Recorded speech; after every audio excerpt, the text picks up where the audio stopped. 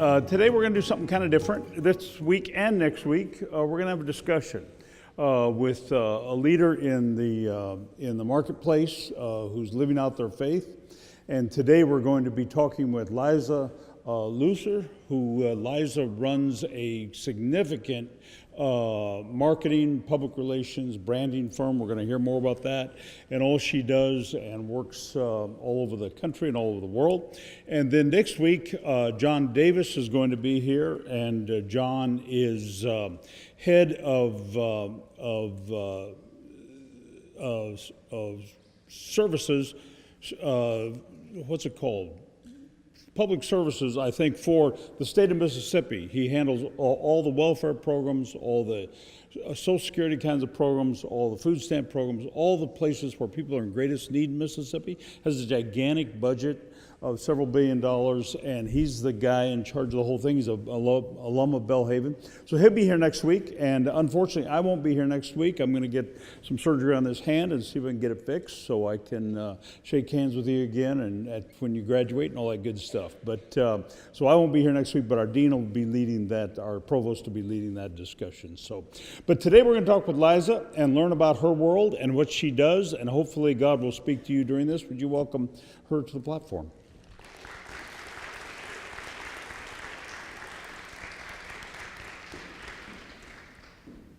Well, come on, and let's talk some. You've been here before. You spoke in chapel a couple of times, I think, in the past. But today we're going to do a little different. Just talk about what you do. This is much more fun. Yeah, this is. So we want to see inside your life. You run a big, huge agency.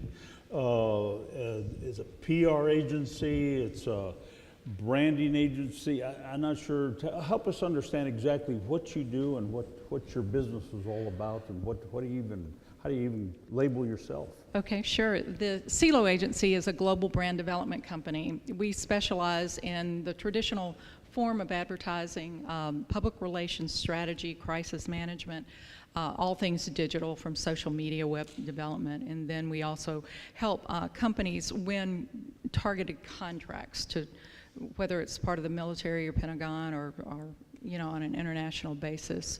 We just help them try to grow their company and position their products and services in the best light possible so they'll be purchased. And so you have a bunch of employees, a few employees, you have offices here, you have offices other places. Tell us kind of how the whole thing's structured. We're not huge, and in Mississippi we would be considered the largest firm, but on an international scale, firms start at like $100 million and go up. So we would be considered a boutique firm.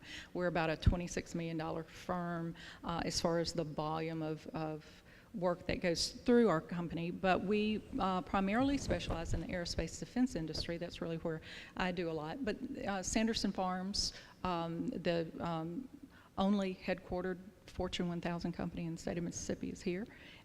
We have worked with them for almost 35 years, and different companies here. We're honored to be working with DHS with a program to help families stay together, and whether they need education or if they need rehab or whatever, it's something. The whole focus is to keep the families first. You probably heard of it. Is to keep those families together and to weather those storms and to become independent. So it has a lot of meaning. We love working in the state of Mississippi. I didn't know you're doing the Families First program. Yeah. Of course, that's John from next week, who oversees that, and we're part of the Families First. They got a grant for, we got a grant for $500,000 to do training for people who are needing to find work. So, well, it is a fabulous program, and I'll let John tell you all about it next week. Yeah. But yeah, he's a great man. That's great. Great man, doing a good job. job. But one of your specialties is this whole defense contractor thing, and that's aerospace. That's not your background. You did a Harvard MBA, and undergraduate was more in public relations, I think, was it? But how did you get to be an expert in aerospace? And I posted something last week. I was in DC at a space transportation conference, and I just posted the lanyard that you wear, you know, so you can get in and out and everything. And I was there with a company out of Silicon Valley, a new company where instead of rocket boosters going into space, they catapult satellites into space. It's a really neat concept. So anyway, startup company, but I posted, I'm getting inside of my inner nerd right here. You know, it was so fun. And I said it started with my father and I when we watched Star Trek together, you know. But it's, I've got that nerdy side to me, but we started working with Ingalls Shipbuilding on the Gulf Coast of Mississippi. That's where it all started from. And the way that our company launched into the aerospace defense industry was there's another large, Ingalls was owned by Northrop Grumman, an international huge firm that manufactures everything in the defense industry and so many other things, but defense is really their focus. And then Raytheon is another huge manufacturer, global as well. They teamed together to try to win the largest defense contract ever awarded at that time and called us in to help position them as that team to win. 4 years later, they won the contract. And then media, they were kind enough to invite us to their victory party in New Orleans, and they both stood up, both leaders of the company stood up and said, we invited one supplier, that's us, to attend this victory party, and we would not have won this contract without the Cirlot agency. And so after that, some of the media started writing about us, and people started calling. Yes, it's been great. It's been great. Wow, that's amazing. That is amazing. But you did another really fun project back in 2008 of the presidential debate at Ole Miss. Right. And a lot of pressure and issues around how to manage the complexity of those questions during that time with Barack Obama and John McCain. Mm-hmm. So tell us how that project came about and what happened. It was really, it was a year-and-a-half process. You know, the university pitched and won the opportunity to hold the debate at Ole Miss. And the Presidential Debate Commission is in charge of the entire program, so they direct what's going on. But it took about a year and a half. We were hired to help position the university because there were 3,000 journalists that came to campus to cover the debate all over the world. And BBC, hands down, they were the best and most engaging group of people that were there. They were so excited to be there and felt like it was such a historic opportunity and great for the United States. And so anyway, we were hired to handle all the media, but the last time the number of media representatives were in Oxford had been about 50 years prior, and that was not so good of a time. And so Ole Miss wanted to display and to share out to the rest of the world who they are today. And so that was an important part of the debate for the university. And so they did that. It was in 2008, and some of you would remember that there was a huge economic crisis in September of 2008. It was the week of the debate. It happened on a Monday, and on Friday was the debate. And it was John McCain and Barack Obama. And so the Presidential Debate Commission requires you to be prepared to have a third candidate show up. So if somebody wanted to be part of that debate and they were running as an independent, they could debate against the Republican, Democrat, and the independent. And but what you couldn't do is to have a debate with only one candidate. And John McCain, because of the crisis, said, I'm not going to come to this debate. And it was the first debate of the entire presidential campaign. And so he said, I need to handle this. And Barack Obama's response was, well, you know, when you're president, you got to handle a lot of stuff at one time. I'm showing up. I'll be there. And so he committed to come. John said, I'm not going to come. And then we had to figure out what to do because the presidential debate had the Gertrude Ford Center with all of their background. You'll notice if you watch a debate, the background's the same and everything. And it takes probably 2 weeks for all the media to fly in and get all the lighting up in the auditorium set up for a national broadcast feed, and then you have the journalists in the back. And so anyway, tons of time, tons of cable, incredible, and then John's not coming. And so we all look at each other, and I'll have to hand it to Chancellor Kayat. He's immediately, we had to have a response, and I was with him, and he said, we are prepared for an event on Friday night.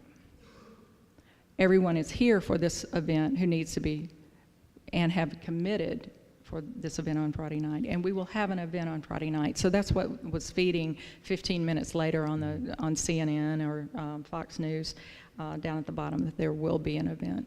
And so the chancellor said, it's the students. They prepared, his speechwriter prepared the students to come up with the questions and everything. It was going to be a town hall meeting in the square in Oxford with Barack Obama. I've never seen more engaged students at that point. They were so excited at the fact that they were going to get to run this thing, and it was going to be broadcast all over the world. And then on Friday, on cue, on schedule, John McCain's advance team touched down and said, we're here. And so then we went to back to Plan A. So Plan B didn't happen. So the behind-the-scene things is the fact that the students of Ole Miss were so sad because they were so excited to be able to do this town hall meeting with Barack Obama.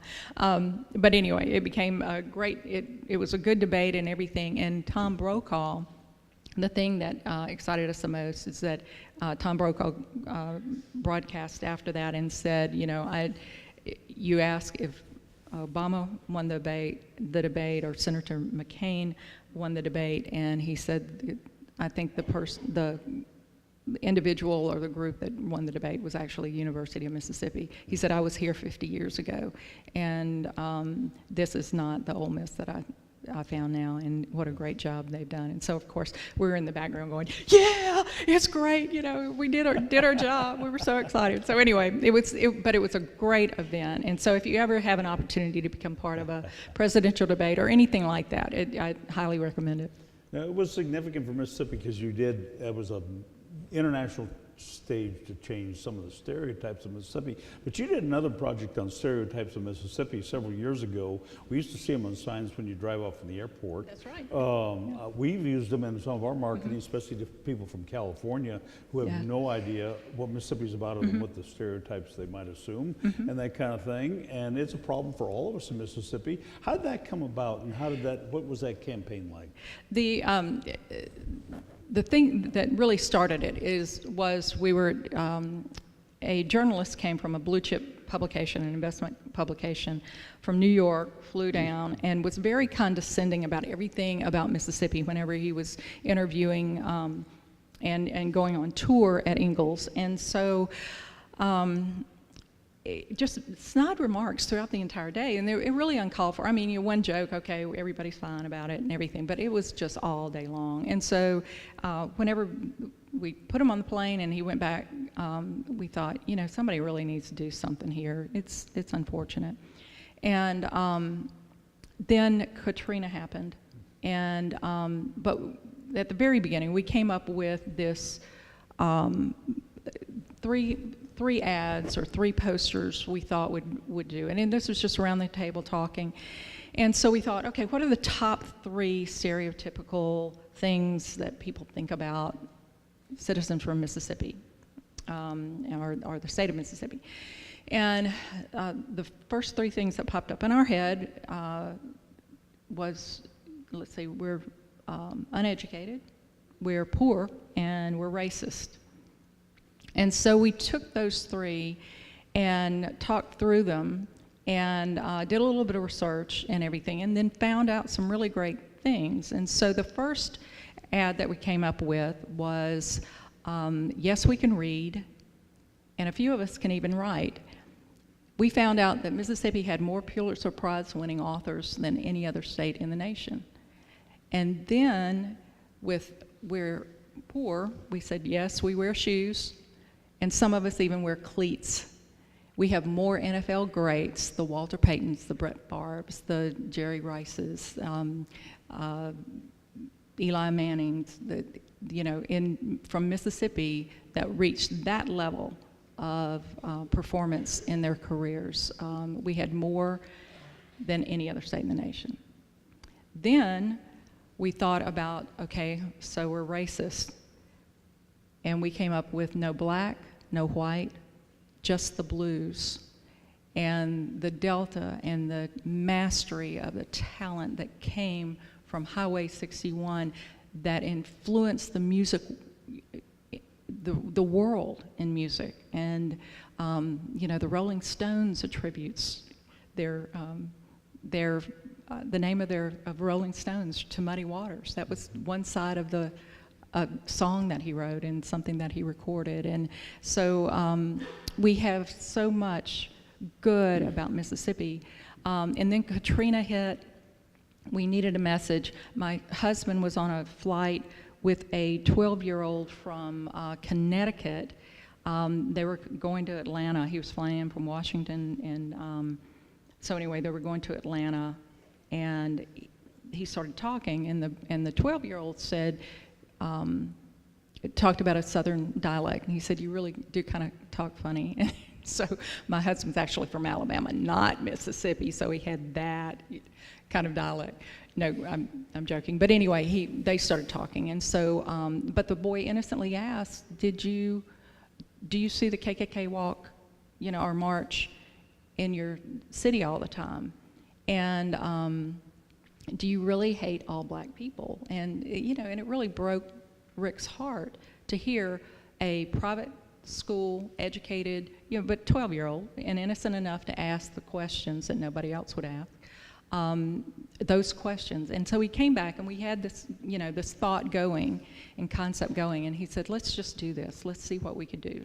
So after Katrina hit and we were able to ship, stuff because all the mail postage was demolished through Katrina.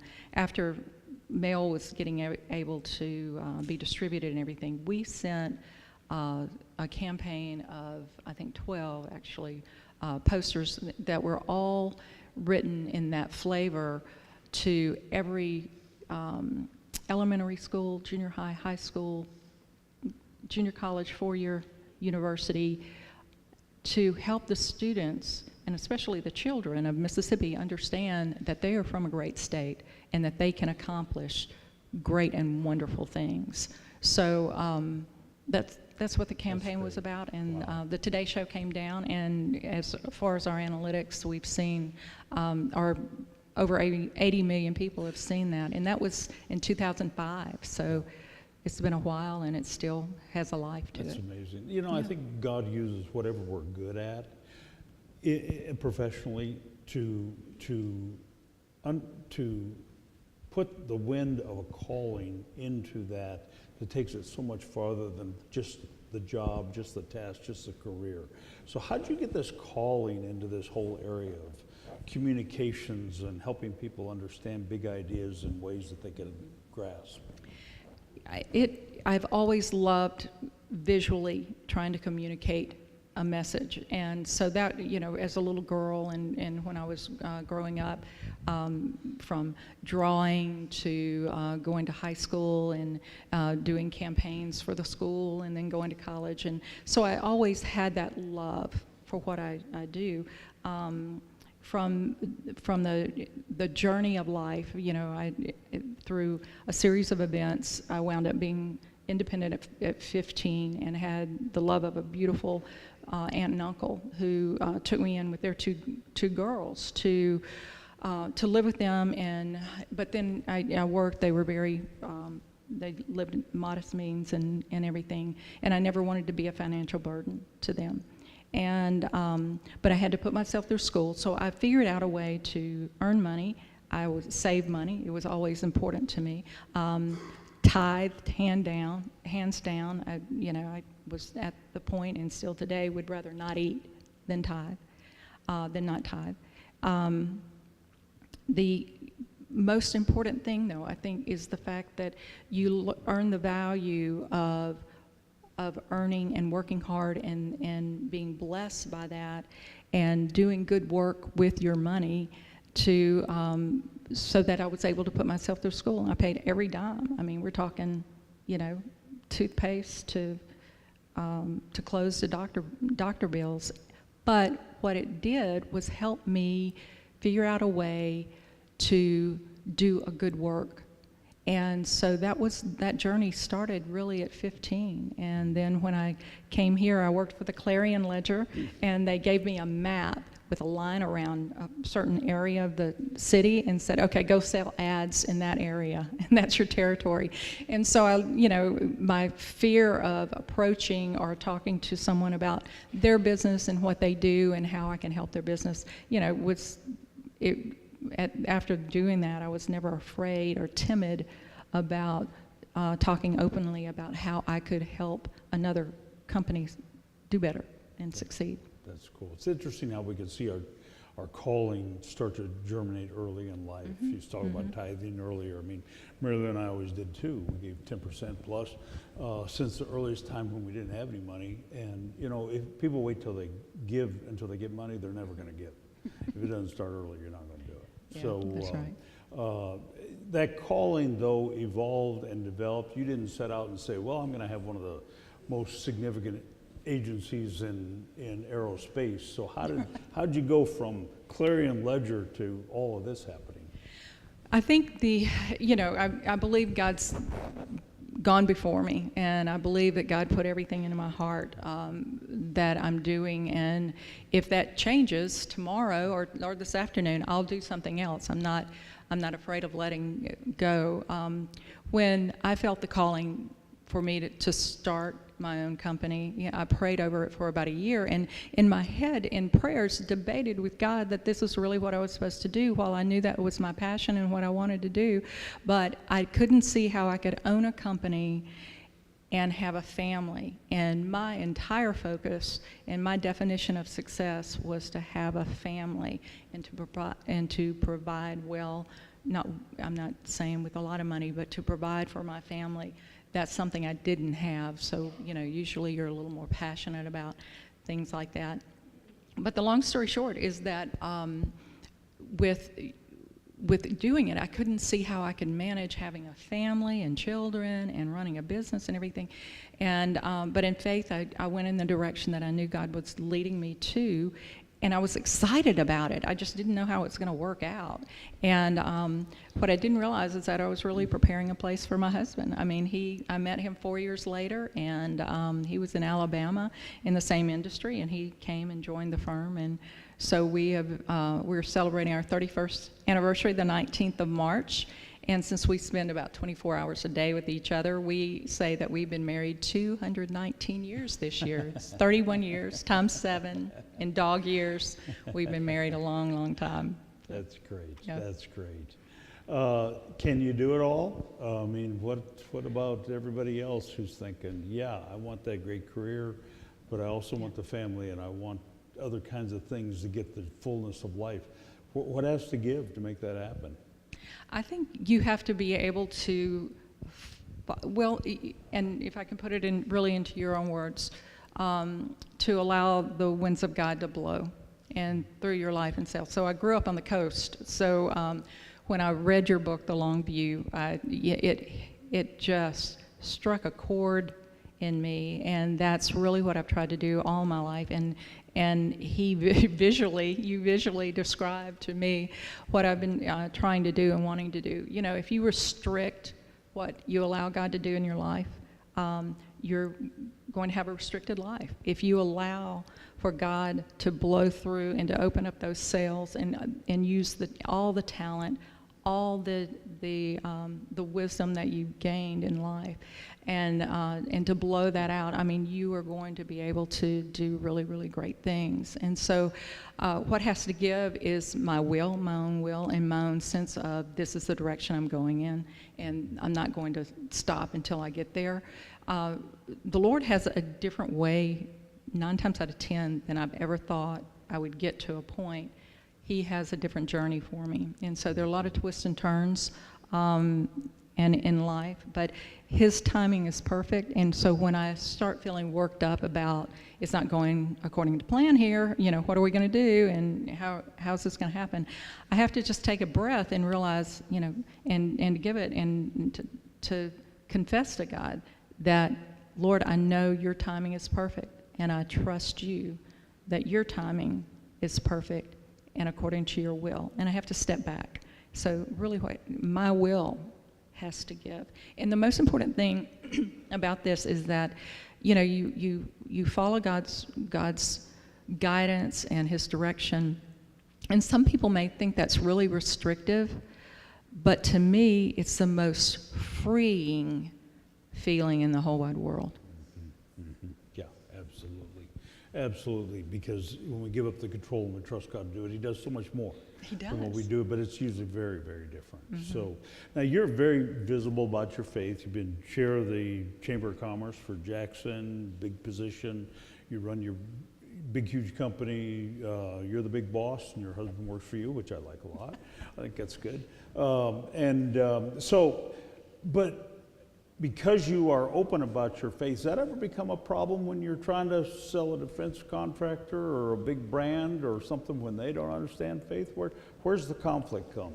Well, I think the challenge is that, for instance, we work with an Israeli company, and I had to go through sensitivity training and that their company offers to all their employees and their suppliers, just not to inflict my faith upon others that have a different faith. And there's a high respect. You know, I just hope that people see me and see God and the Word of God coming through me, not by what I say, but what I do.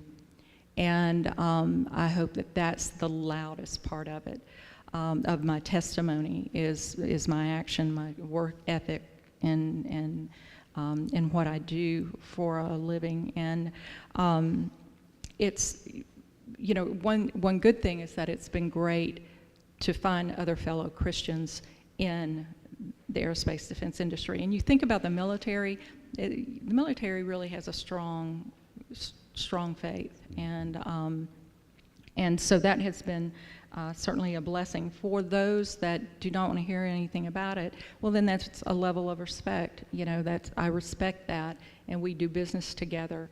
But the long-term 35-year relationships and everything have been bonded, I think, with God's hand on it because of our faith and being blessed of being part of each other's journey. And how do you keep your faith vibrant and solid and balanced when you're being pulled in a lot of different directions? You spend an awful lot of time on the road, and a lot of jobs today now require people to be on the road, and I think for Christians it makes it difficult to keep life in balance and in control. How do you manage all that personally when you're dealing with all this stuff in your faith? It's difficult. You have, you know, in our world, whenever we're traveling, and we have a rule, and usually women will travel together, men will travel together. We try to separate that. Sometimes we're as teams, and that's okay. But we travel as a team. We do not go off alone, and we do not have dinner with clients alone. It may be, you know, once or twice if it just has to happen. But as a rule, we're always together as a group, and that is really the kind of the Billy Graham rule that we have, that we try to live by, because what you don't want to do is for people to see you out or to see you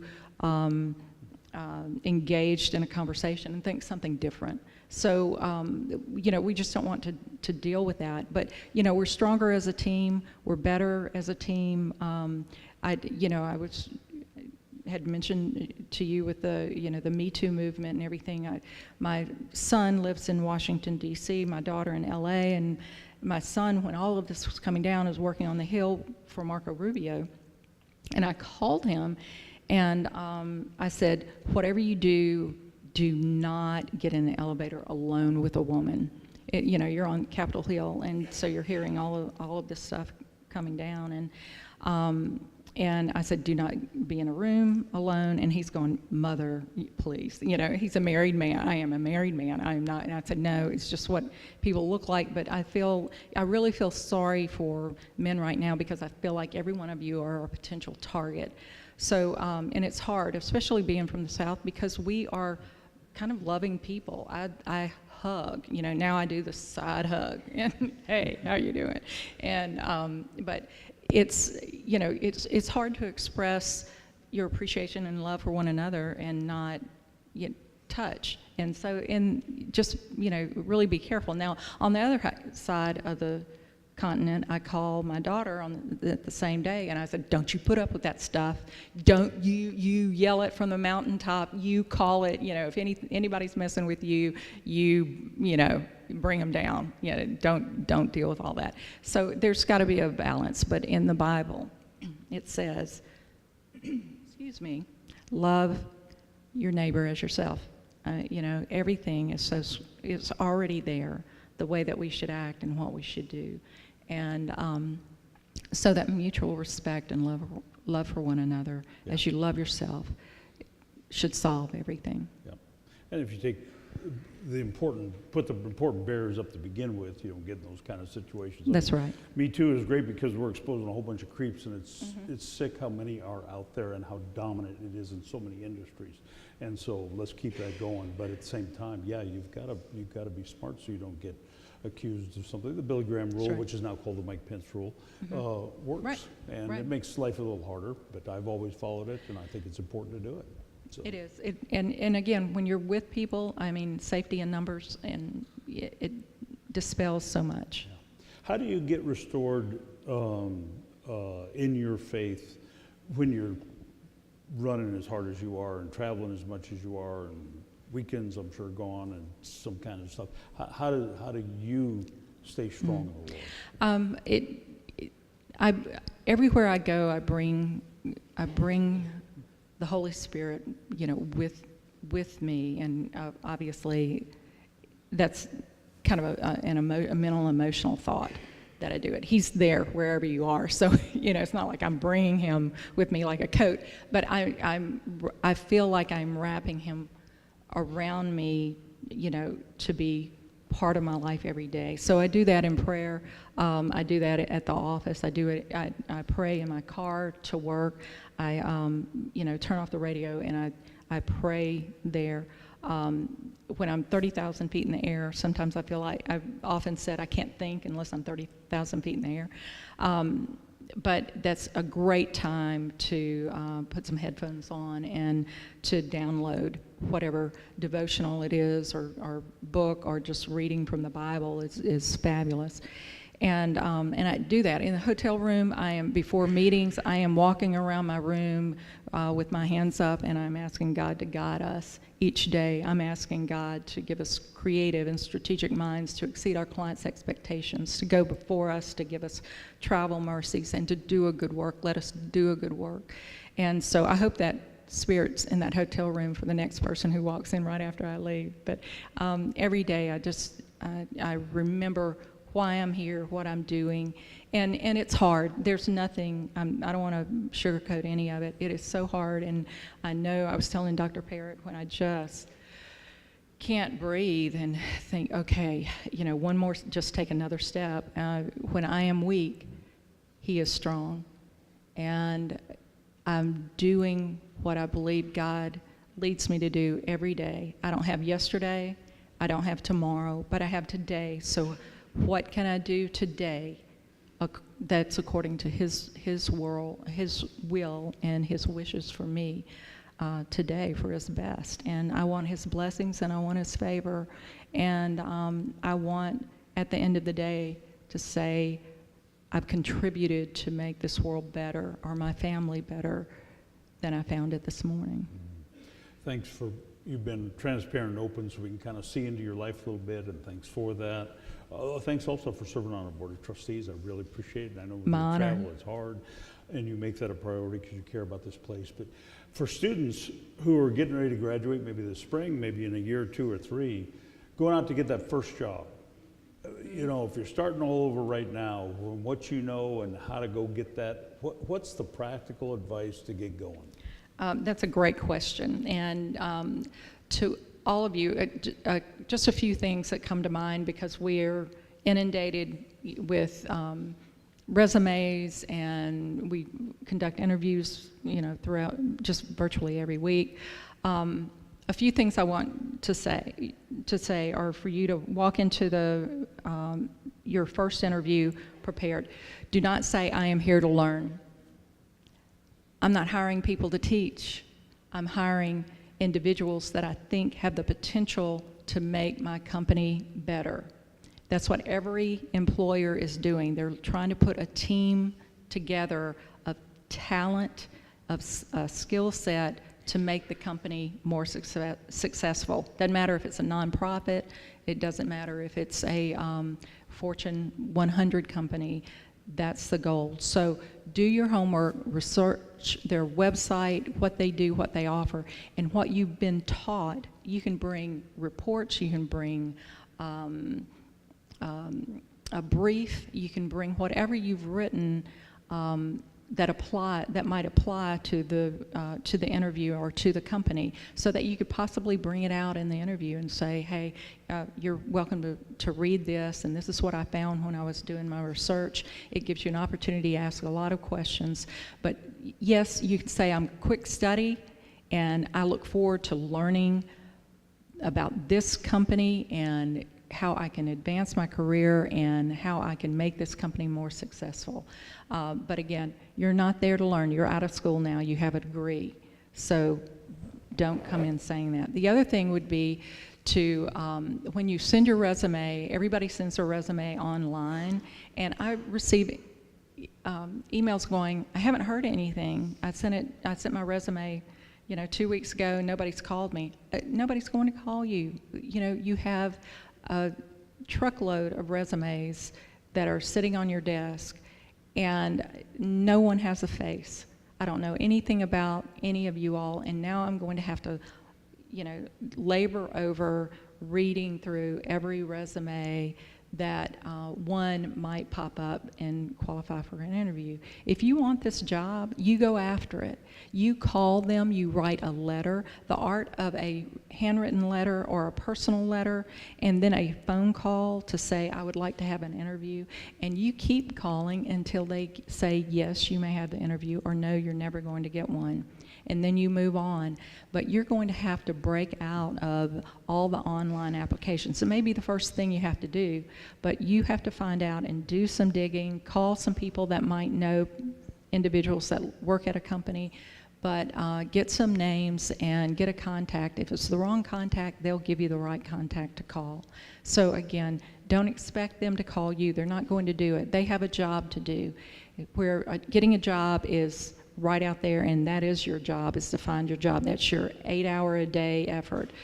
My 8-hour or 12 or 16-hour-a-day effort is to do work, and to, when I can find the time, go through a couple of resumes that might surface to the top that we may want to talk to.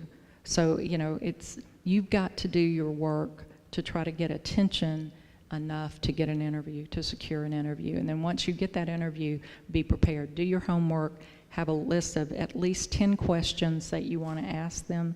And those questions should not be, do you get an expense account and a company car? Don't ever ask that question in an interview. That's good. One of the best techniques I know is to ask for a 3-minute stand-up meeting. That's good. I'd like to come and just hand a letter to so-and-so who's in charge of that hiring, and I'd like just a 3-minute stand-up meeting. I will not sit down, and I just want to hand this to them. Could I get on the schedule? And you can get in for that. I love that. Absolutely. Once you get in and show your smiling face, it's amazing what can happen. So, thank you for this today. Thanks for sharing with us. We have a benediction we say together, and we're going to say it as a prayer for students who are getting ready to graduate especially, and those who are starting to think about career preparation, that God will lead them. Let's share it together. No eye has seen, no ear has heard, no mind has conceived what God has prepared for those who love him. Have a great day.